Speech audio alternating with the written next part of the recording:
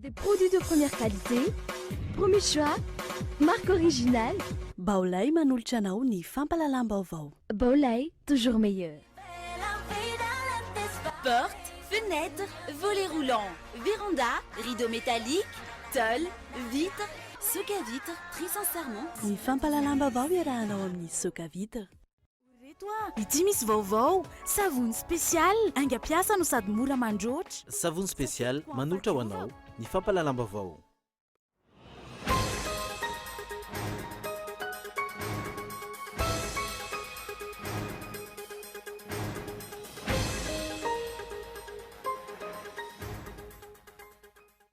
Tsy mifanaraka ny lalàna velona eto Madagasikara ny mahakasika ny harem-pirenena nivalin'ny fitsarana ny raharaha andramena tany Singapour. Mampiseho izany fa tsy manamafy ny ady amin'ny fanondranana azo sarobidy ny fitondrana amin'izao fotoana izao. Tsy ho vita haram-potoana ny village Voara etsy Andotam-penaka. Inona ny anton'izany? Mangina ny avy ao anivon'ny Seimad. Mihazakazaka manangona volamena avokoa ny firenen-dehibe maneran-tany, mifanohitra amin'izany kosa ny misy eto amintsika ka boraraka ny fitrandrana sy ny fanondranana volamena. Velotaraina ireo mpandeha manoloana ny kalitaon'ny tolotra ataon'ireo fitateram-bahoaka eto Antananarivo renivohitra sy ny manodidina. Ny saran-dalana nefa mety hiakatra amin'ny 24 ny volana Aogositra ho avy izao. Any ivelany nitrangana fipoahana boba tao atsimon'ny Bangkok omaly sy androany. Olona 4 mifantatra fa namony ainy, ampolo maro kosa naratra mafy. Ny andidinireo arahanao afaka fotoana fohy.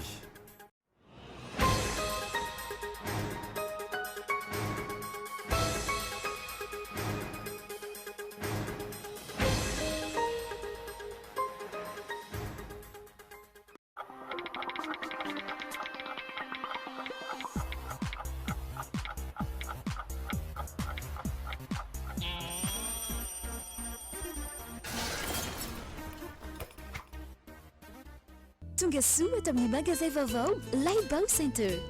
Découvrez tout l'univers des produits high-tech, informatiques, électroménagers, décoration et aussi des articles particulièrement intéressants qui conviendront à toute la famille, que ce soit pour femmes, hommes ou pour les enfants. Pour vous accompagner dans vos choix, nous mettons en avant le meilleur des grandes marques pas chères. Laibao Center eo ampitany EPP Analakely. Mbola misy kosa tande aofa atsony laharana 033 37 968 88.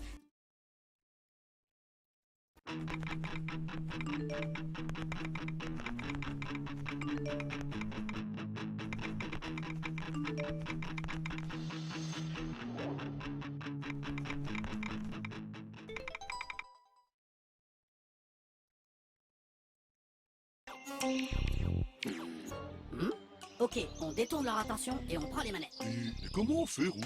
On improvise. Arrête, tu me fais une cacahuète. Allez, laisse-moi faire.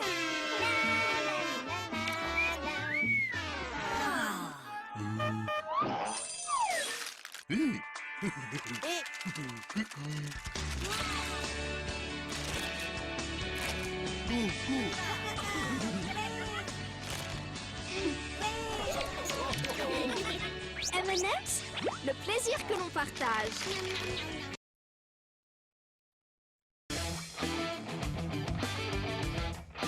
Ny batterie Large Star.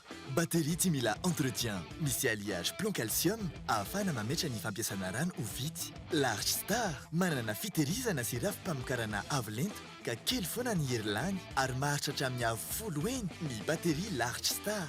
Kalitao iraisam-pirenena amin'ny vidiny tena mirary. Large Star.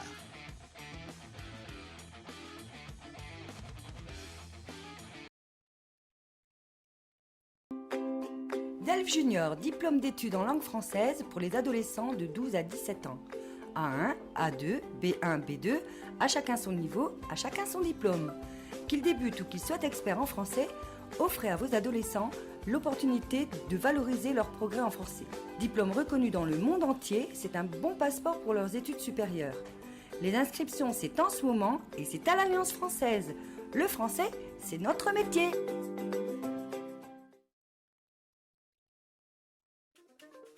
Folatra amin'ny telo ambin'ny folo taona ianao tia manao sary atao sary ny fahitanao ny mahamalagasy ny fihavanana. Mandreo mpianatra kilasy faharoa voalohany eny amin'ny lycée, sorata anaty lahatsoratra pejy iray ny mahamalagasy ny fihavanana. Tia maka sary pika ihany koa ianao sokajy taona tsakana afaka aseho tsara ny lohahevitra. Fifaninana sy fanehoan-kevitra karakara ministera ny serasera sy fifandraisana amin'ny andro fanjakana. Ny voalohany ka hatramin'ny fahaenina amby roapolo aogositra enina ambin'ny folo sy roa arivo. Manatona ny taleparitra ny amin'ny CRS ireo délégué communication ho an'ny anjendjeny. Etsika toanany pneud.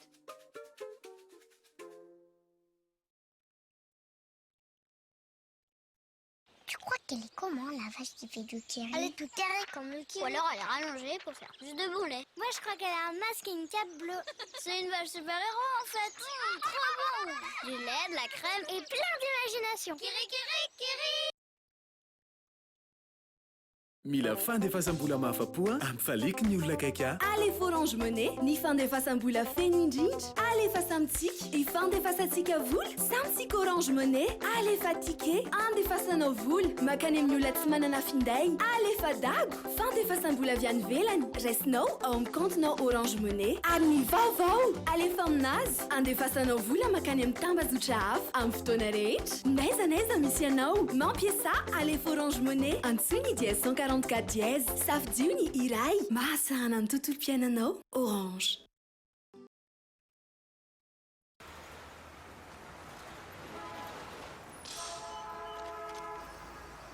Découvrez le délicieux goût de coco, léger, frais, qui vous fait voyager.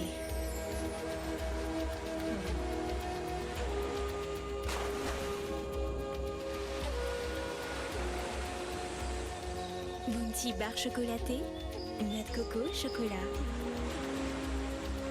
Bounty, un goût de paradis.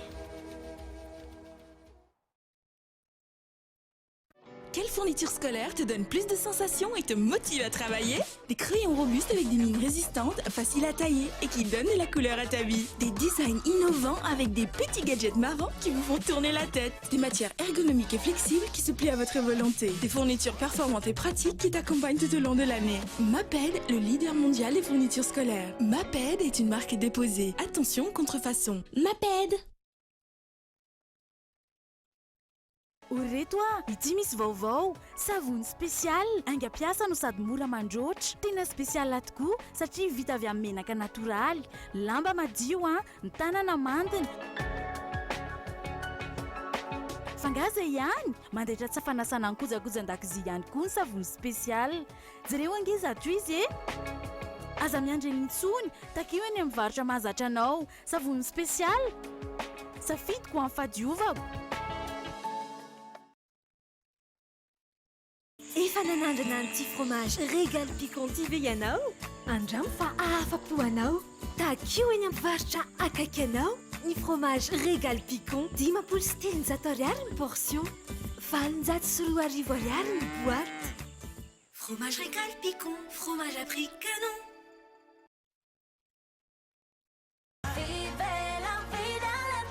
Portes, fenêtres, volets roulants, véranda, rideaux métalliques, tôle, vitres.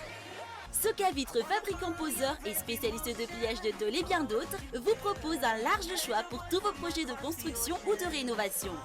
Elle fabrique sur mesure toutes vos menuiseries alu à prix d'usine. Alors qu'attendez-vous? Venez nous voir à Ndouta Pénac ou sur notre site internet. Soca Vitres, très sincèrement à votre service.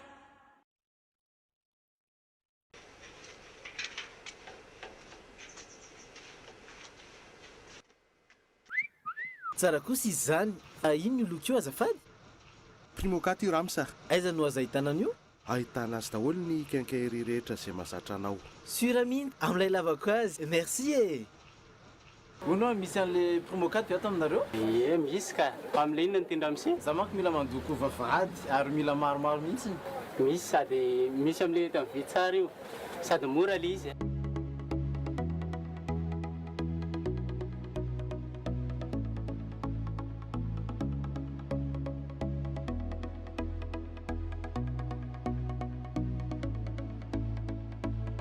misy peinture loko le primokat Exigez la gamme de peinture Primo 4 chez votre revendeur habituel. Primo 4, une valeur sûre pour toutes les surfaces. Bijouterie Santia, mividy volamena, manamboatra ny simba sy manefy firavaka vaovao, na volamena, na volafotsy. Manomboka amin'ray alina ariary ny firavaka.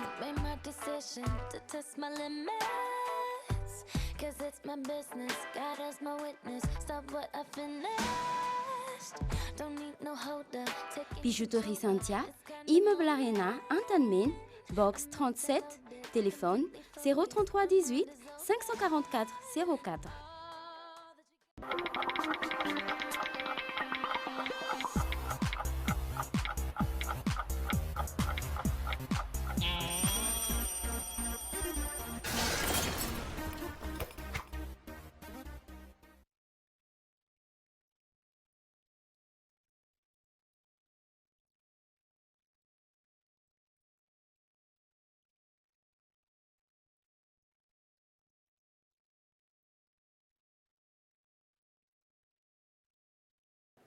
Finaritra tompoko lasy tompoko vavy manasanao ary manaraka ny vaovaon'ny Kolo TV hatramin'ny farany ety am-piandohana dia tsidika aminao fa manambahiny isika anio alina fahalohan'izay dia nivoaka io arivo io ny fanapahan'ny HCC momba ny lalàna mifeny serasera nambarany ety androm-pitsarana ety fa mifanaraka amin'ny lalam-panorenana izany na izany aza.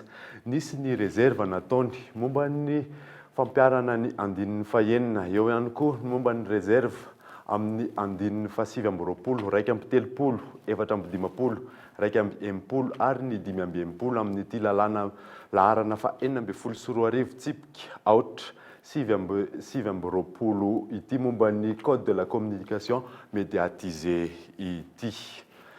Ivadika lafim-baovao hafa kosa isika dia omaly no nivaly ny fitsarana ambaratonga amin'ny faharoa tany a Singapour momba ny raharaha bolabolan'andramena. Nafahany nisy fitsarana ity moa dia voaroroy nafahany fitsarana moa tany an-toerana ilay olona voaroroy momba ny fanondranana andramena ity. Boaza Razanatsoa. Vitsy ny vaovao mivoaka momba ny fitsarana ireo bolabolan'andramena misa 4,7 tratra tany Singapour tamin'ny taona 2014. Fantatra nefa fa tamin'ny 12 Aogositra no nivaly teo anivon'ny fitsarana ambaratonga faharoa raharaha. No ahafahany mpitsara ny distrikan Singapour, Jasvinder Kaur, ireo voaroa tamin'ny raharaha io dia i Kong Wee Kiong ilay nanafatra ary Kong Hu Private Limited ilay orinasa mpanafatra. Araka ny didina avoaka ny mpitsara dia no ahafahana madidio ireo voaroa satria tsy ampy nanam-porofona ny sy ny fanondranana tsy nahazoan-dalàna ny porofo roso ny fampanoavana tao an-toerana. Izany hoe tsy ampy porofo sy fijoroana vavolombelona ny fampanoavana hanamarinana ny mahatsiara-dalàna ilay fanondranana andramena avy eto Madagasikara makany Hong Kong, toerana andefasana ireo andramena tamin'ny 15 volana Febroary 2014. Tsy aivina fa nongiazan'ny CITES tsy afaka manondrana andramena ny firenena malagasy teo anelanelan'ny 13 Aogositra 2014 sy ny 13 Febroary 2014 ary tsy naverina indray izany fanagiazana izany raha tsy ny 14 Febroary mandra-pahatonga ny 14 Aprily 2014. No karakarain'ny mpanondrana tao anatin'ny elanelam-potoana kely tsy nisy ny fanagiazana ny antota taratasy rehetra ilaina amin'ny fanondranana. Taratasy izay tsy vita raha toa ka tsy misy manam-pahefana ambony nanome alalana na dia teo aza ny fampitsaharana ny fanondranana nandritry ny tetezamita. Araka ny didina avoaka ny mpitsara ny distrikan Singapour dia nisy ny fandehanana delegasiona malagasy tany an-toerana ny 3 sy ny 4 ny volana Desambra 2014 rehefa ny hanamainy raharaha. Tsy nolazaina moa ny antody tamin'izany, any ka maro ny ayampetraka. Nisy ifandraisany tamin'ny raharaha andramena io ve nandehanan'ny filohan'ny Repoblika ary ny Praiminisitra tany Singapour tamin'ny fotoanany. Ampatsiahivina etona fa voarara ny fanondrana andramena nandritra ny tetezamita, kinanjo vao nisy iraka kely ny mpitondra dia andramena maro miisa 4,707 milanja 5,300 taonina ary mitentina manodidina ny 50 tapitrisa dolara. No amarin'ny minisitra ny tontolo iainana tamin'izany fotoana Antelme Raparana fa marina tsy hosoka ny taratasina voakany ahafahana manondrana ireo andramena ireo. Ny mpitsara tao Singapour dia nilaza tamin'ny 9 janoary 2024 no nanamarina ilay taratasy fanondranana. Ankehitriny, toa jeren'ny mpitondra fotsiny iny raharaha Andramena iny. Raha niezaka nanantona ny tompon'andraikitra tao amin'ny ministeran'ny tontolo iainana ny mpanao gazety dia tsy nisy tompon'andraikitra na dia iray aza nandray na nanome vaovao momba ny ho ataon'ny fitondrana manoloana iny raharaha Andramena tany Singapour iny. Toraka izany ihany koa ny teo anivon'ny Alliance Voagasy na ny AVG, firaisamonim-pirenena izay manaraka akaiky io raharaha io. Tsy nisy tompon'andraikitra afaka nilaza ny fizotry ny raharaha Andramena. Hatreto, tsy misy fanadihadiana misokatra momba ireo nanondrina sy nanafatra eto Madagasikara. Ny Andramena tsy voahodina misanda-tapitresany maro anefa efa lasa mivahiny fotsiny. Tsy misy tamberiny ho an'ny vahoaka malagasy sy ny firenena malagasy. Mora ny mitabataba fa miady amin'ny fanondranana ny sokosoko ny harem-pirenena mpitondra. Hatreto anefa, tsy misy asa mivaingana manam-porofo izany. Raha tsy laza afa-tsy ny sosikevitry ny Sites ombienombeny amin'ny fampiarana ny lalàna amin'ny feny Arivoajanahary eto Madagasikara.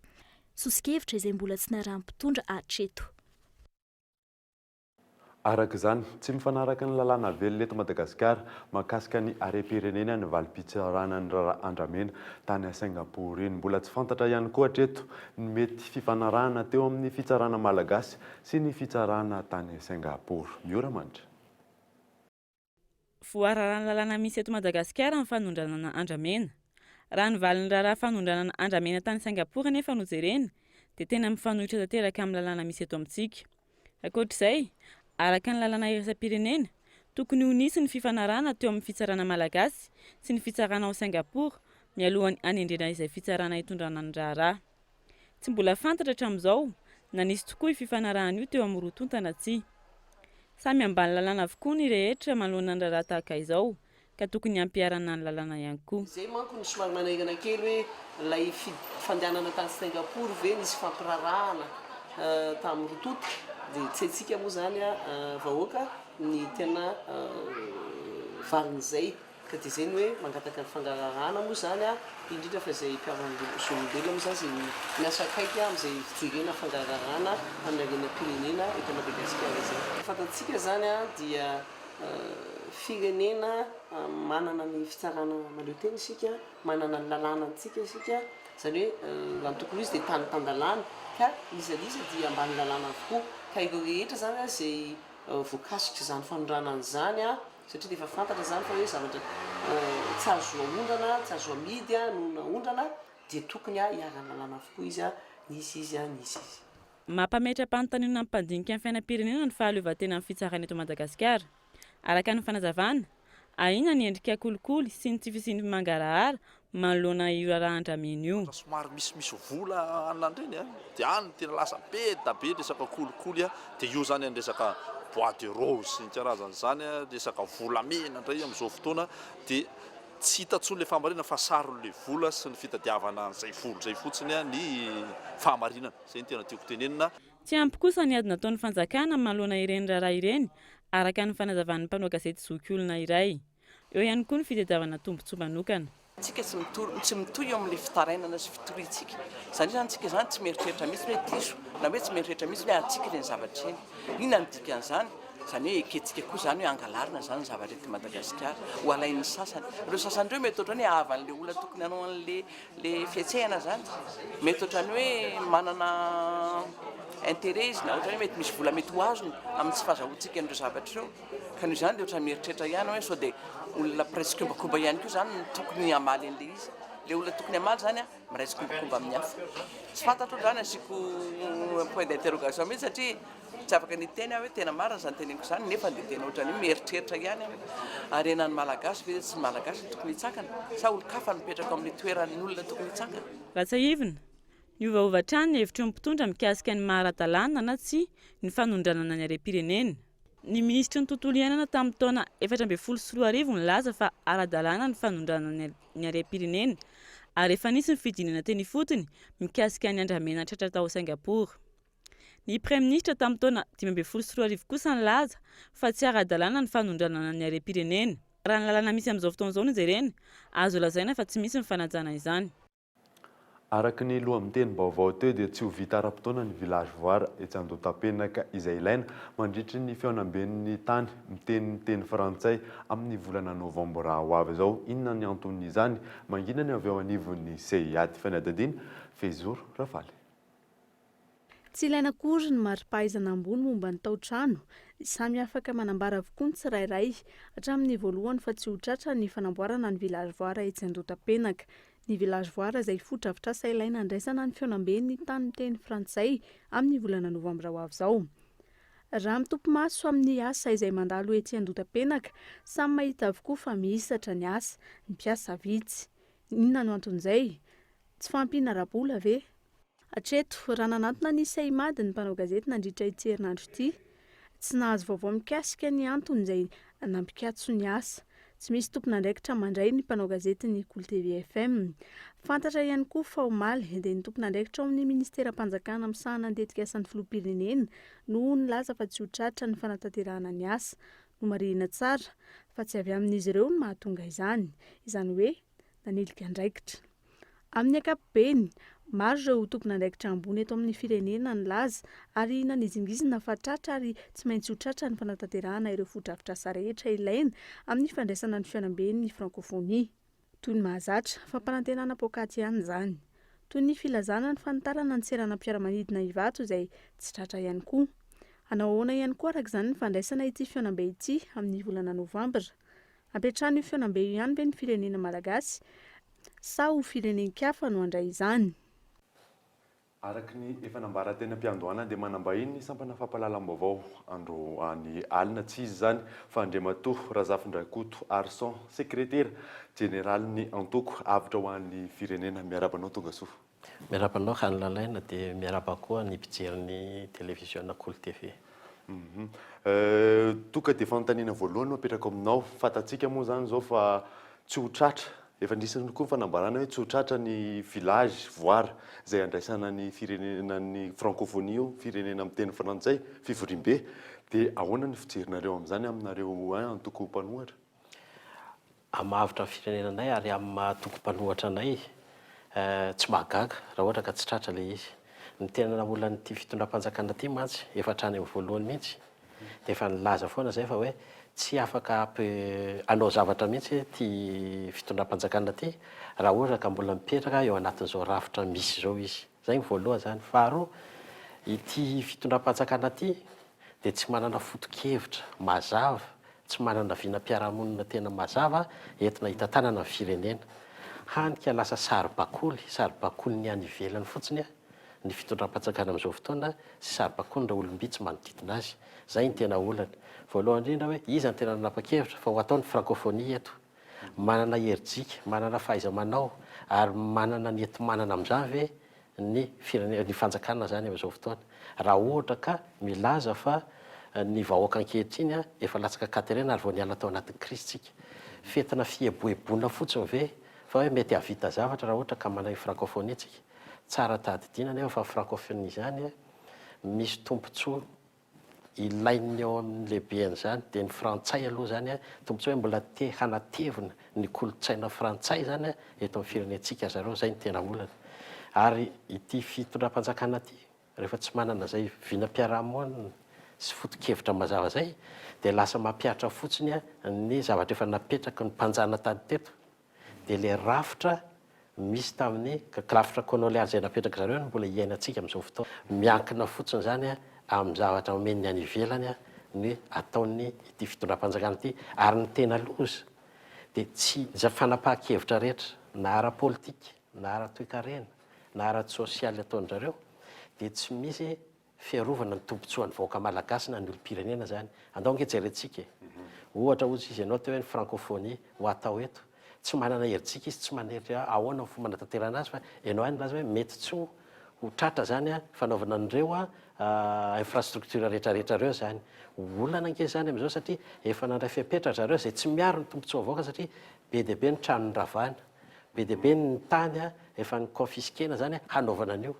Le tany ny vahoaka zany lasa sady efa rava, le izy nefa tsy ho vita. Zay zany dia efa anisan'ny mampalahelo tsy dia nijery loatra ny tompontsoan'le vahoaka fa namay azy ny etraetra hideradera ho tazany ny any ivelany zany. Faharoa, raha tsy ilazako raha somamanina fandraisana fepetra ara-teo karena io marina fa mila investisseur tsika hoe mpamatsy vola fa mpamatsy vola ilaina miaro ny tompontsoan'ny vahoaka malagasy no ilaina fa tsy tompontsoan'ny olombitsy ny firenena matanjaka indray no arovany fanjakana satria zay zao ny zavatra misy any somamanina amin'izao fotoana ny any somamanina lasa ny fanjakana zay tokony hiaro ny tompontsoan'ny vahoaka ny tompontsoan'le sonom-pitrandraka indray no arovany fa le vahoaka zany avelany fotsiny eo miaka eo ary tsy misy tsy migioka akory an'le tompontsoa tokony ho azo amin'le fitrandrana ataon'le sinoa zay no mahatonga ny zareo manao an'le revolte na le zareo mitroatra zany amin'le izy ohatra fahatelo meko anao ny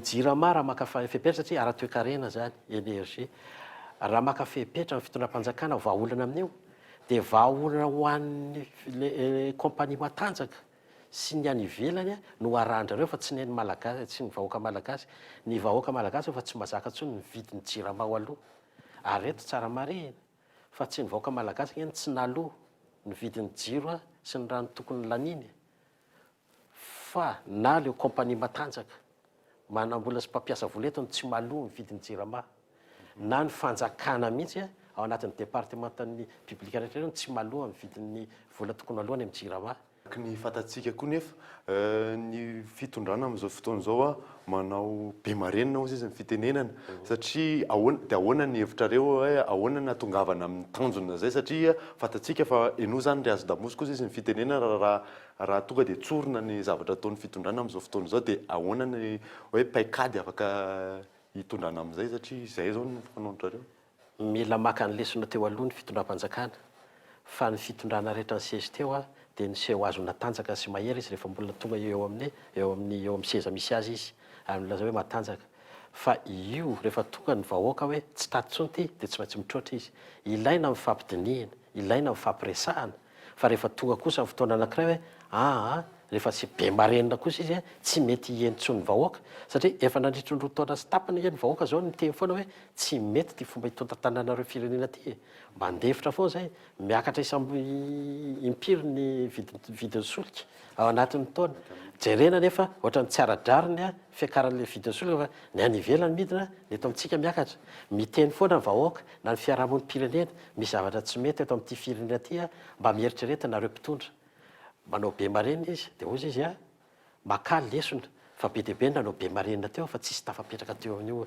fitondrana io mihitsy zay be marenina rehetra fa ny vahoaka androany marapitso izy no tsy mihetsika fa tsy maintsy ho avy fotoana io mazava tsara angamba ny fanazavana teo andre mato fa misy teninao farany ve afatra na ho amin'ireo mpitondra antsika ankehitriny io na ho an'ny vahoaka teninao teny farany ny tsy dia mpitondra loatra ny no iresahako fa amin'ny vahoaka malagasy ary vahoaka malagasy efa hatramin'izay ianao dia nandaingana foana hatramin'izay ianao iresahana zavatra ankiray fa tsy taterahan'ny mpitondra foana le izy za mila anao tena mandinika tsara hoe iza marina ny tena olona iza marina ny tena olona manana foto-kevitra iza marina ny tena olona sahaza tokony hitatana anao hitondra n'ity firenena ty izany tsy vitany olona voamaly zay mantsy ny olana nazo atsika olona ny fitondram-panjakana amin'izao fotoana roa volana alohany nalasa filoham-pirenena an'Andriamatora Jonary Mampianatra tsy nieritreritra mihitsy izy hoe ho filoham-pirenena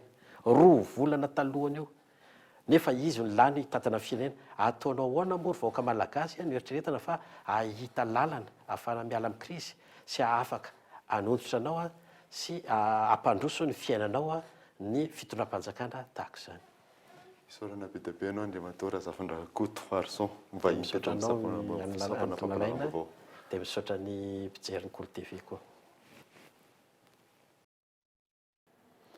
isin'ny fionana eo amin'ny filoham-pirenena Rajonary Mampianina Hery sy Joaquin Sisanao amin'ny alahady ho avy izao ity farany izay mpandrindra ny JM nandritry ny fotoanan'ny krisy teto Madagasikara tamin'ny taona 2024 ny fanontaniana mipetraka dia hoe inona ny mety votoatin'ny fifampiresahana momba ny raharaham-pirenena tsy mety milamina ve sa momba ny francophonie miazakazaka manangona volamena avokoa moa ny firenendehibe maneran-tany amin'izao fotoana izao. Mifanohatra amin'izany kosa nefa ny zava-misy eto amintsika kaboraraka ny fanondranana sy fitrandrahana volamena antony tsy maro toerana ny toe-karena. Io na saina raha ny hita maneran-tany manangona volamena avokoa ireo firenendehibe iomanana amin'ny krizy ara-bola amin'ny taona ho avy araka ny fanambaran'ny FMI sy ny banky iraisam-pirenena.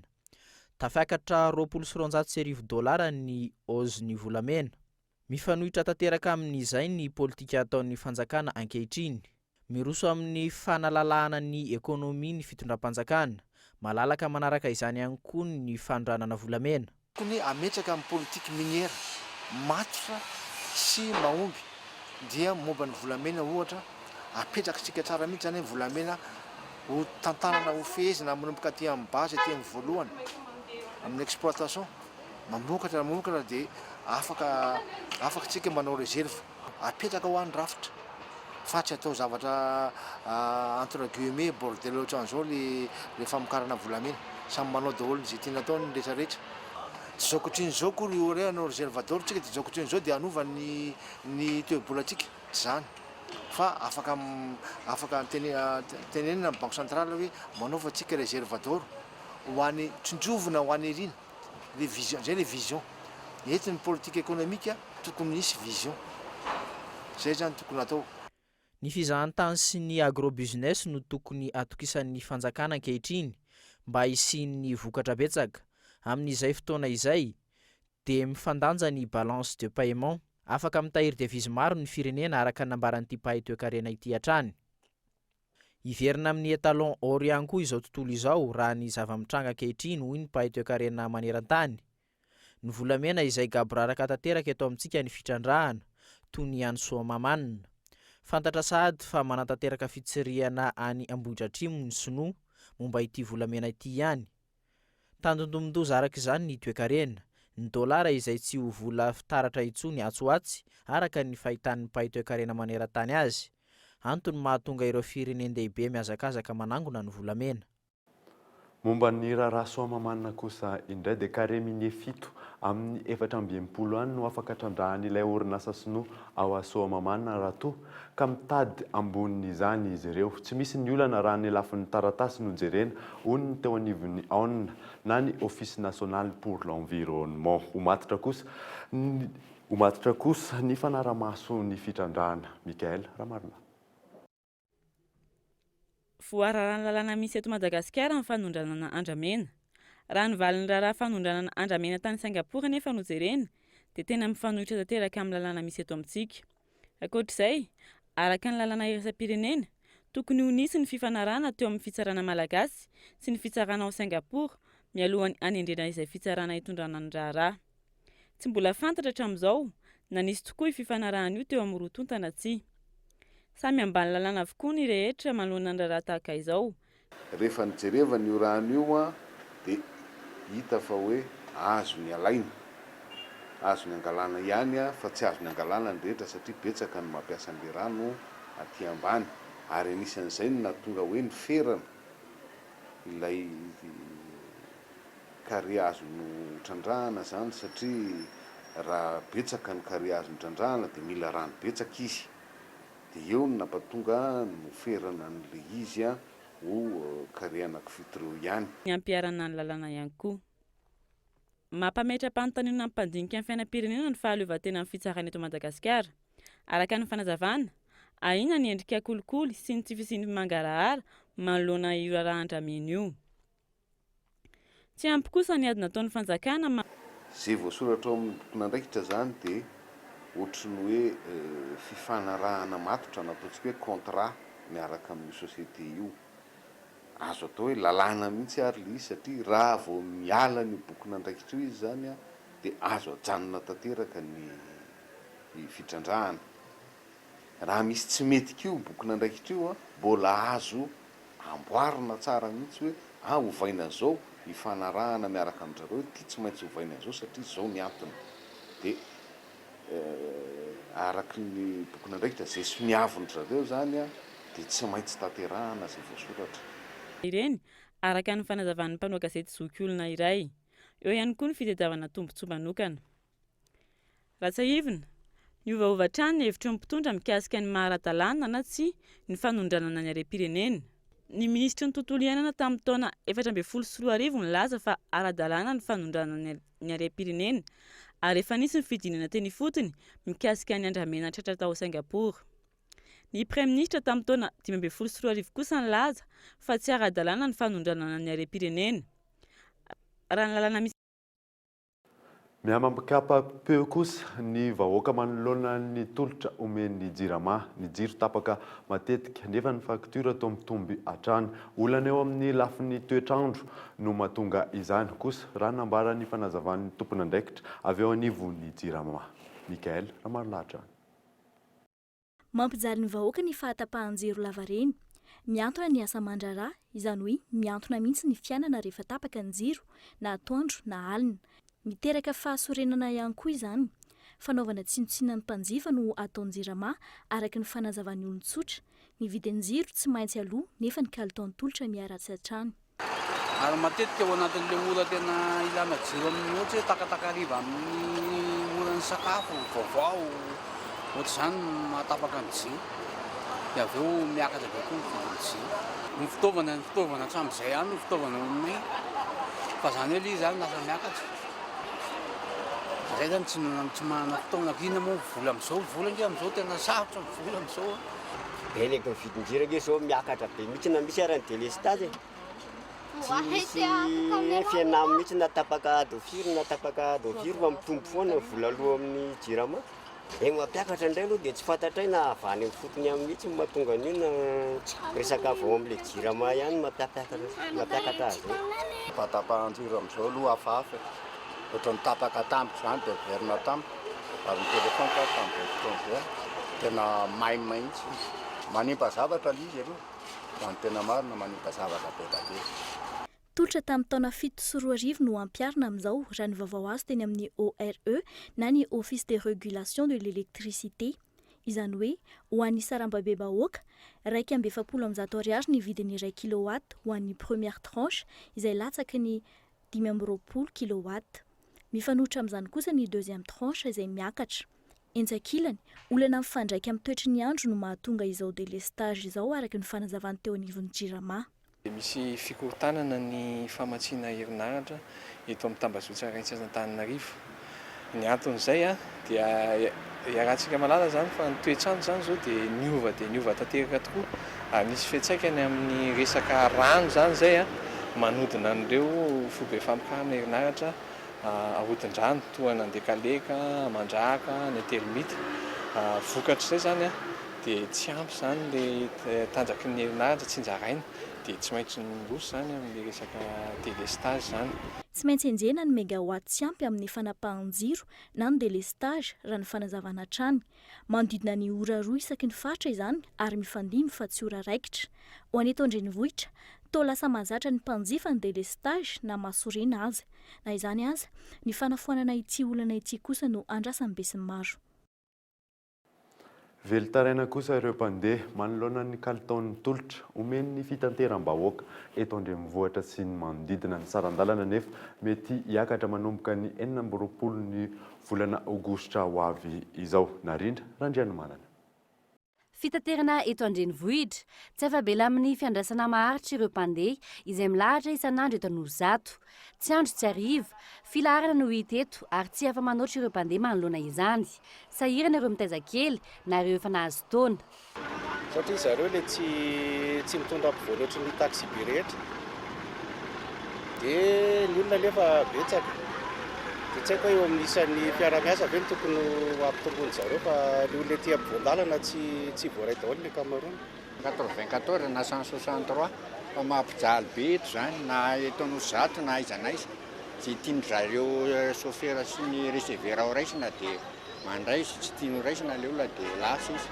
Tampenaka indray olo ny farany. Nefa pièce nareo ny alina. Nefa izay andro ho any an-dramena.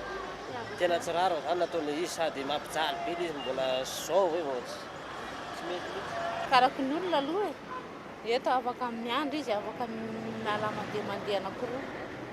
Ny fahasairana aminay izy aloha milahatra ohatr'izao ihany Tsy teo hoe nanankiray anankiroa ny entiny dia izay ihany ilako ohatr'izay dia milahatra ohatr'izao foana. Arakarany ihany aloha tsy hoe ao amin'ny adiny iray eo na adiny roa eo izay aloha izay dia tsy hita hoe izay anaovana lizy dia tsy mety miatetika. Fa avy ny amin'ny 1 any angamba zao raha arak'izay olona zao satria tsy voatery fa tsy maintsy hoe ray ihany raha roa vao tafiditra anaty bisy. Efa nisy ny fandiniana izany ho an'ny kooperativa Mirindra ho ny filohan'io CTU. Ny olana mipetraka hatr'izay ny mahalalana lavitra indrindra eto andrenivohitra ny zotra 410. Etsekilan'izay eo ampiandrasana ny valim-pitakiana ireo mpitatitra hatramin'ny 29 ny volana aogositra. Nisy ny naharefa efa nisy nahazo ny fanonerana na ny compensation tokony ho noraisin'ny mpitatitra any amin'ny faritra ho ny filohan'io CTU.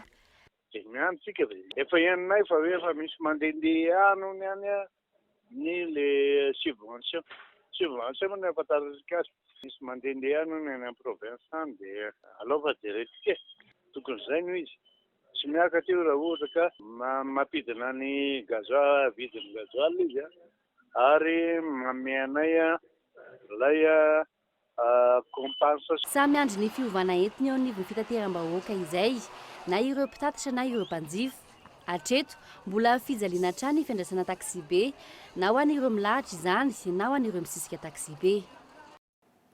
Vaovao any amin'ny faritra kosa indray dia tsy misy intsony ny tahiry lasantsy any Mahajanga amin'izao fotoana izao nanomboka omaly io mandritra manerana n'ireny mpanjinjara solika rehetra raha ny vaovao voaray any toerana tsy fantatra moa ny antony mahatonga izany tranga izany indrindra amin'izao fotoana ny fialan-tsasatra izao manampy izany koa ny rally de Boueny any Antoerana.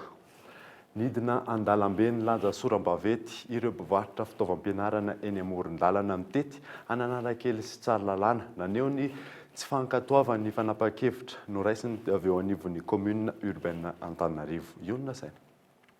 Nijoro manoloana ny lapan'ny tanàna ireo mpivarotra amoron-dalana milanja Soram-bavety mitaky ny fiaonana amin'ny ramatoaben'ny tanàna Antananarivo sy ny famelana azy ireo hivarotra noho ny fananan'izy ireo badge sy quittance. Mianjandroa arak'izany ny tady eo amin'ny Rototo. Ny eo anivon'ny commune izay milaza fa tsy fahazoan-dalana ny fananana badge sy quittance. Ireo mpivarotra izay mandany famindrana azy ireo eny Antanimbarinandriana sy eny Ambojatovo. Zavatra takinay zany tsotra izay zany nomeny toerana satria izay efa nanao ny ara-dalàna efa nandeha par étape ny zavatra nataonay dia natao nanao ny ara-dalàna izay tsotra ny zavatra tianay mba au moins homeny solution zay mba tsy hakianjana Ambojatovo nomeny anay fa toerana hafa mihitsy be dia be nke ny toerana tsy mety aminay kianjana demokrasia tsy kianjana atao tsena izay nefa nampanarahany ara-dalàna marimaritra iraisanay hijerevana toerana hafahafa kokoa izay farafaharatsiny proposition anay mpivarotra homeo anay esplanade ny taitesiny esplanade. Ara-dalàna izay ireo mpivarotra matoa manaiky ny fanomezan'ny toerana eny Antanimbarinandriana sy Ambojatovo ny commune. Eny amin'ny esplanade Analakely no angatain'izy ireo. Nangataka fiainana tampitantana ny tanàna ihany koa izy ireo, saingy tsy nisy valiny izany. Antony nidinan'izy ireo an-dalambe. Refusé zareo foana, izay te hiresaka amin'ny zareo, tsisy mety mandray anay fa bloqué, vao miditra izay dia bloqué nefa izay vonona, tsy anankirotana, tsy aninona raha ohatr'izao lasa miteraka problème be dia izay tenenay hoe omeo le plan aussi izy dia eo amin'izay placenareo nareo no mipetraka tokony tsy naaccepten zareo tamin'ny voalohany no placenay na accepten zareo zay vao nasainy zareo nandoa le quittance avy eo zay no tafajabaka izay nge tompo maka entana amin'ny karana maka vola amin'ny banky ny akamaroan'ny olona miaraka aminay dia ahoana moa any Ambojatovo ve dia atafaverana izany volan'olo izany zaoko misy ererany zareo ny amin'ilay fivarotana zany izay ny varotra dia mois et demi nge nangatana tamin'ilay fivarotana amin'ilay kahe dia mois et demi hatramin'izao mbola tsy avy reny ny vola rehefa ohatra ka tsy hivarotra 750 000 Miamafy ny hetsika eny amin'ny manodidina Analakely. Rehefa norarana tsy hivarotra ireo fitaovam-pianarana eny amoron-dalana izy ireo ny andron'ny omaly. Nidina an-dalambe indray izy ireo tamin'ity androany ity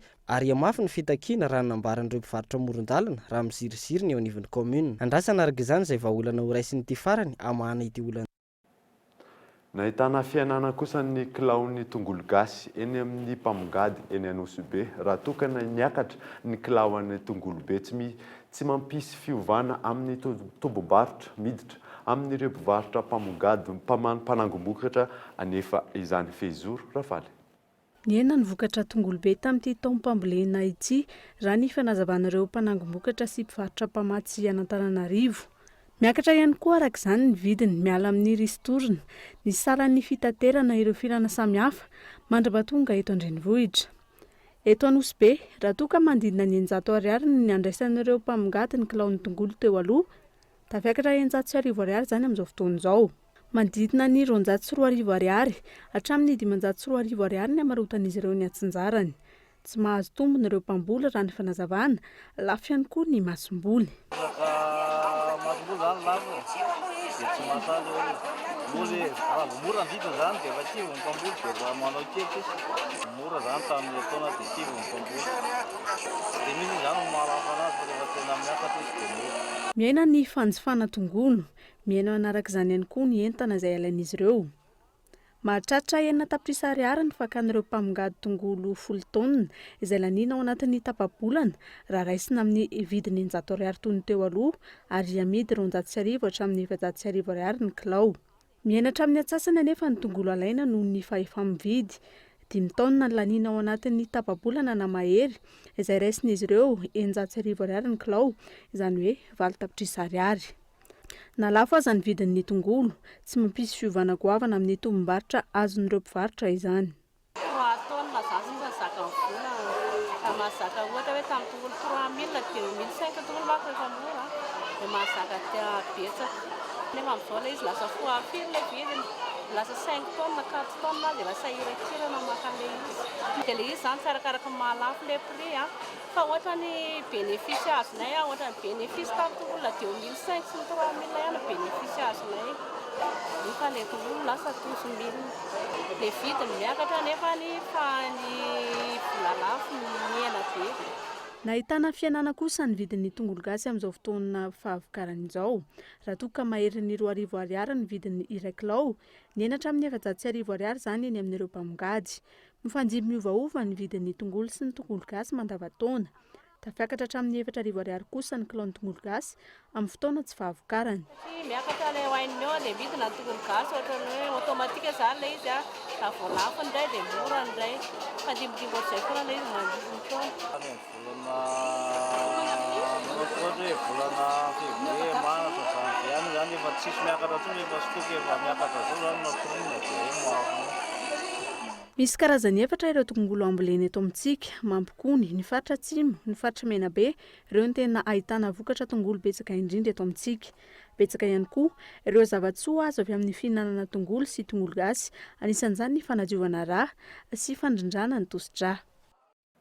Any Anosy Be kosa indray dia mitohy any Anosy Be ny foara Ilong ho an'ny androany ny sokafan'ny ministry ny industrie sy ny fampandrosoana ny sehatra tsy miankina Nordine Sabani ny dinikasa momba ny mentorine sy ny coaching ho an'ireo vehivavy mpandraharaha eto Madagasikara. Io dinikasa io dia no lalaovan'ny gouvernement australiana izay solitenan'ny ambassadorny Australie eto amin'ny ranomasimbe indiana.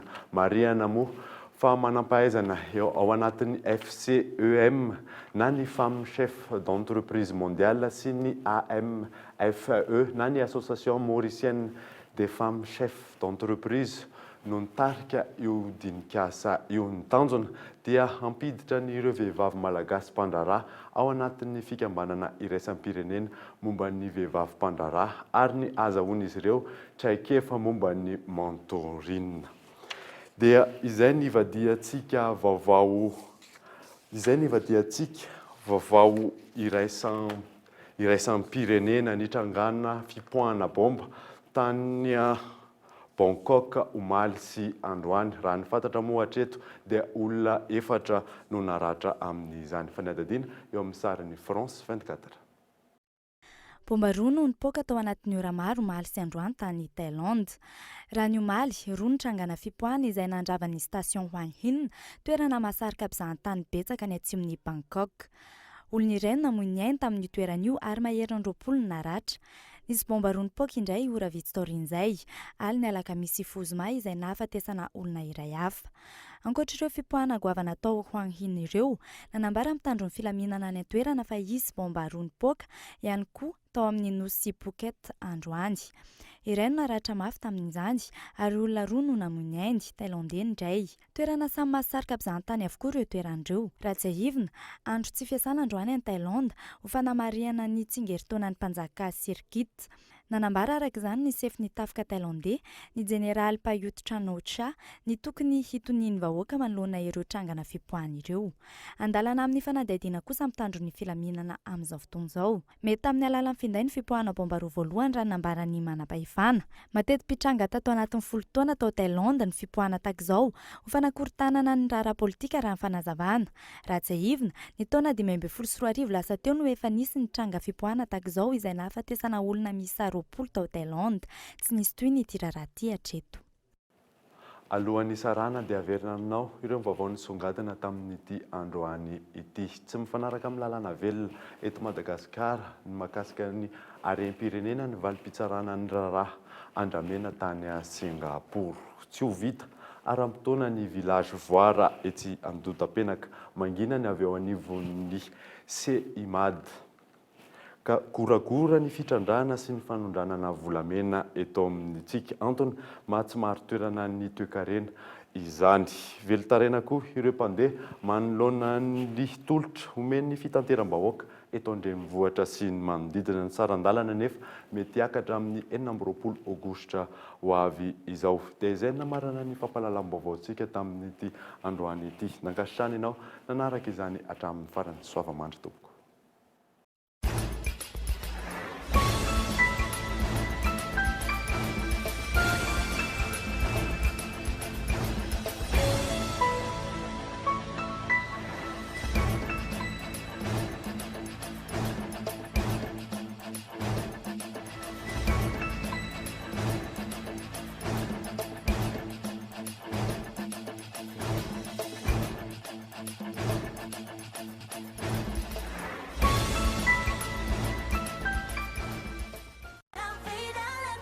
Portes, fenêtres, volets roulants, véranda, rideaux métalliques, tôle, vitres, soc à vitres, tri sans serment. Ny fampahalalam-baovao ny arahanao tamin'ny soc à vitres. Des produits de première qualité, premier choix, marque originale. Baolay nanolotra anao teo ny fampahalalam-baovao. Baolay, toujours meilleur. Ity misy vaovao, savony spécial, aingam-piasa no sady mora mandroatra. Ny vaovao dia nankafizinao niaraka tamin'ny savony spécial.